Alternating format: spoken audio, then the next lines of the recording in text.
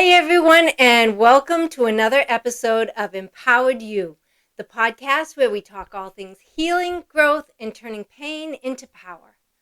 I'm your host, Jill Ripley, and today we'll be talking about how setting boundaries empowers healing, clarity, and connection. What if I told you that the most loving thing you can do for yourself and for others is to say no sometimes? Today, we're talking about boundaries. Not as walls, but as bridges to authentic connection. Today we'll be talking about what boundaries actually are and what they're not, why boundaries feel so uncomfortable at first, and why boundaries make us feel so guilty.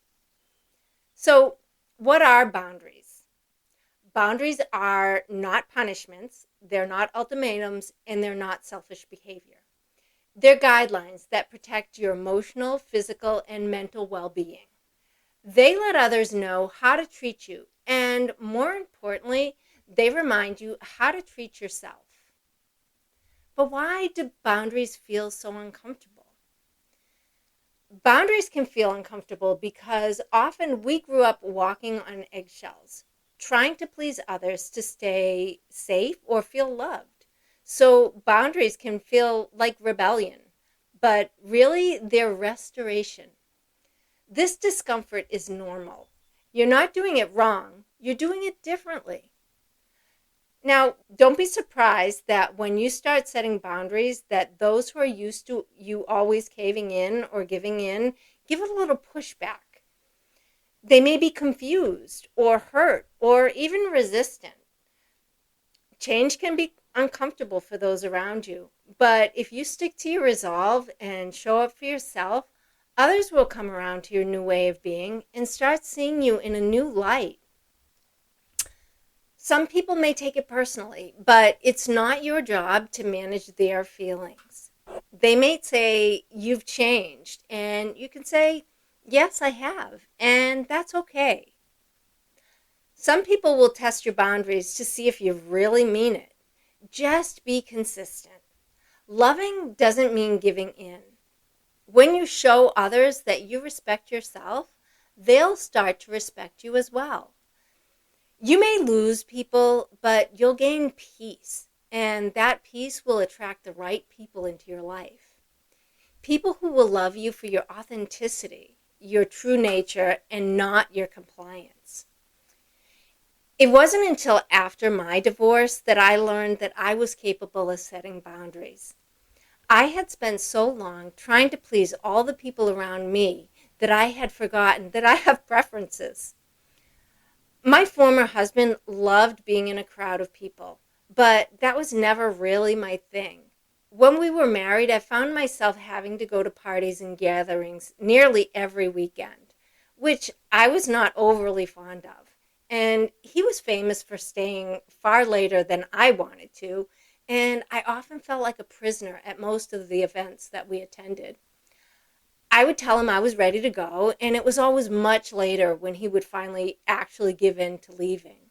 So after my divorce, I made it a priority to say no to anything that did not sound like fun to me. And in the beginning, I think I went a little too far. I said no to just about everything. And it actually felt so empowering, but over time, I realized that this was no good either. I was shutting out the world around me, and I felt isolated and pretty lonely. Over time, I feel like I've come to somewhat of a happy medium. When I get invited to something, I consider the event, how many people will be there, and if it feels like something that resonates with me or if it feels like something that will drain me. I'm open to getting out of my comfort zone, but I try to honor my own needs and worry less about offending someone if I say no. I'm always polite, but if I don't feel like going, I'm not going to force myself. And sometimes I say yes, and then I change my mind. And that's okay too. Just always remember to try to bow out with as much grace as possible. The old programming of guilt might creep in, especially if you were always the caregiver or the fixer or the peacekeeper. This is just your nervous system adjusting to new rules. Stay the course. You're not being selfish. You're being self-honoring. And trust me, it will get easier. You might feel guilty for putting yourself first, but that's not because you're doing something wrong. It's because you were taught that self-sacrifice equals love. But the truth is, guilt isn't always a sign that something's wrong. Sometimes it's just a sign that you're growing. Clear boundaries lead to honest communication. They help us stop resenting people silently and start showing up authentically. They don't push people away, they invite the right people in. If you're looking to see where you may need to make some adjustments in your life, you may want to ask yourself a few questions like, where in my life do I feel drained, resentful, or overextended? Where in my life do I say yes when I really want to say no? Who in my life do I feel like I'm constantly walking on eggshells around? In what relationships do I feel like I'm giving more than I receive? What commitments do I dread, and why am I still saying yes to them? Where do I feel invisible, undervalued, or emotionally exhausted? Am I sacrificing my well-being to keep the peace? What parts of my life feel more like obligation than choice? These are your boundary clues, and that's where you need to focus your attention. I think one thing that helps make this whole concept of boundaries a little less intimidating is realizing that they come in different forms. We tend to think of boundaries as just saying no or setting limits with people, but they actually show up in many areas of our lives. So let's break a few of them down. We have physical boundaries. These are about your personal space, your body, and your comfort level. It can be as simple as not wanting a hug or needing time alone to recharge. If you've ever felt drained after being around certain people or overwhelmed in crowded spaces, your physical boundaries might need attention. Don't ever feel like you're obligated to stay where you're feeling uncomfortable, less than, or overwhelmed. Emotional boundaries. This is where you draw the line between your feelings and someone else's. It's saying, I can support you, but I won't carry your emotions as my own. This also means not letting someone minimize your feelings or make you feel guilty about having them. If someone tells you you're fine when you aren't, or tells you get over it, they're suggesting that your feelings don't matter. And your feelings are valid no matter what anyone else thinks. And there are also time and energy boundaries. Now, these are huge. Protecting your calendar, your commitments, and your rest is essential for staying grounded. Ask yourself, where am I constantly overextending myself? What am I saying yes to out of guilt or obligation instead of alignment? And don't forget the people who consistently disrespect your time. Those who always show up late for your appointments are sending a signal that your time is not valuable. You can gently remind them that you have allotted only so much time for them and you must stop at the planned time without going over it. It's not your obligation to make up for their poor planning. And if they show up too late, you could inform them that you will need to reschedule as you no longer have enough time to meet with them and honor your next commitment. If it's a business transaction, don't worry about losing the business. They're not the kind of people you really want to work with anyway. And there's mental boundaries.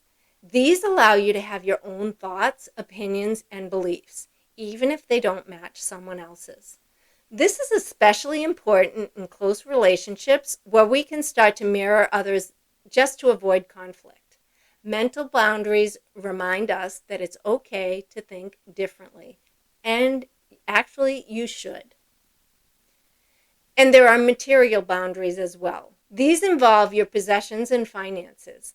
Maybe you're lending things out too often or not being respected when you say no. If people disregard how you want your stuff handled, that's also a boundary violation. Once you start to recognize all these types, you could begin to ask, Where am I honoring myself? Or where am I overgiving? Not every boundary will look like a dramatic confrontation.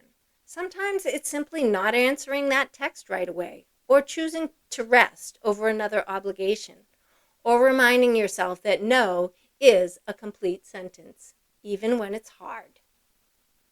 Some practical tips for setting a boundary lovingly are using I statements like, I need some quiet time to recharge, or I can't commit to this right now, and I care about you, or I care about you deeply, and right now I'm not able to commit to this.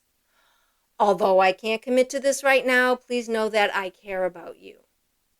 Or while I'm not able to say yes at the moment, my care for you hasn't changed. Or I want to support you, but I also need to honor my current limits as well. And then practice saying no without over-explaining. Like I said before, no is a complete sentence. Every time you set a boundary, you're telling yourself that I matter. My needs matter. My peace matters. And that's not just okay, that's beautiful. Setting boundaries isn't about pushing people away. It's about calling yourself home. If today's episode sparked something in you, I'd love to hear about it. Message me at empoweredbythestorm.com or find me on Instagram at empoweredbythestorm. Until next time, stay grounded, stay open, stay loving, and stay empowered.